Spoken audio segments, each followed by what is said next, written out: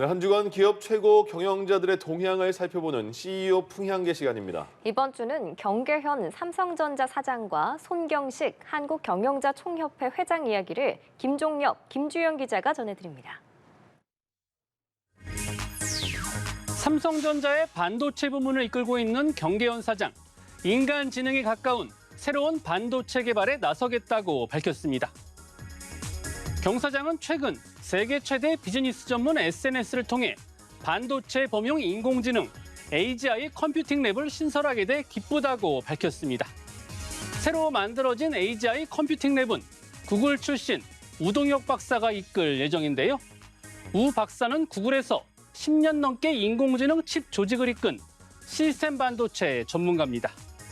경 사장은 우 박사가 이끄는 연구소는 미래 AGI의 엄청난 처리 수요를 감당할 새로운 유형의 반도체를 만들기 위해 노력할 것이라고 소개했습니다. 그동안 삼성전자는 AI 반도체의 두뇌 역할을 담당하는 핵심 칩보다 고대역폭 메모리 HBM 등 메모리 반도체를 중심으로 시장에 대응해 왔는데요. 이번 AGI 컴퓨팅 랩 신설은 AI 시장의 핵심 분야를 정조준하겠다는 경 사장의 의지로 해석됩니다.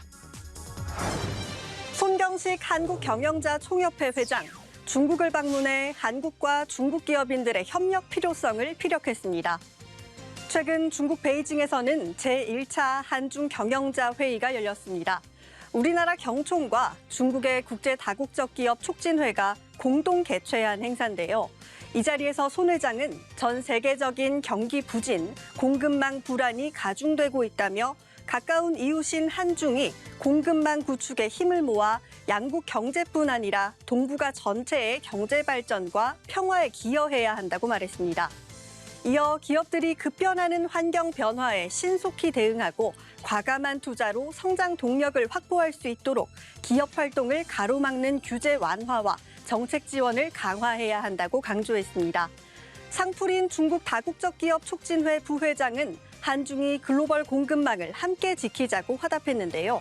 다만 참석한 중국 인사들의 면면을 볼 때 중국 재계에 대표성을 부여할 수 있을지에 대해선 의문이라는 지적도 나왔습니다. 양정희 KB금융지주 회장, 최근 3억 8천만 원 상당의 자사주 5천주를 매입했습니다. 양 회장의 자사주 매입은 지난해 11월 취임 후 이번이 처음인데요. KB금융은 양 회장이 책임 경영 의지를 드러낸 것이라고 설명했습니다. 최근 정부가 코리아 디스카운트 해소를 위해 기업 밸류업 프로그램을 추진하고 있는 만큼 최고 경영자로서 주주가치 제고와 책임 경영을 다하겠다는 의지를 자사주 매입으로 보였다는 겁니다. 양 회장이 앞서 김재관 재무담당 부사장, 최철수 리스크관리총괄 부사장 등 KB금융지주 임원 6명도 2월 말부터 일제히 자사주를 매수했죠. 지난 1월 말 4만 원대였던 KB금융지주 주가 2달 만에 7만 원대로 올라섰는데요. 양 회장과 임원들의 자사주 매입이 주가의 추가 상승으로 이어질지 지켜보겠습니다. 엔비디아의 젠슨 황, 최근 전 세계에서 가장 핫한 CEO인데요. 5년 내에 인간 수준의 인공지능이 등장할 것이라고 밝혔습니다. 엔비디아는 최근 미국 캘리포니아에서 세계 최대 AI 개발자 컨퍼런스를 개최했습니다. 행사에 참석한 젠슨 황은 용어 정의에 따라 시기는 달라질 수 있지만 5년 이내에 인간 수준의 인공지능이 등장할 것이라고 말했습니다. 이어 젠슨 황은 소프트웨어가 수학이나 읽기, 의학 시험 등에서 5년 안에 인간보다 더 잘할 수 있다고 생각하느냐고 묻는다면 아마도 그렇다고 대답할 수 있다며 그렇지 않다면 언제가 될지 모르겠다고 덧붙였습니다. 젠슨 황은 엔비디아가 삼성전자의 고대역폭 메모리 HBM을 사용하고 있느냐는 질문도 받았는데요. 아직 사용하고 있지 않다면서도 현재 테스트하고 있으며 기대가 크다고 답했습니다.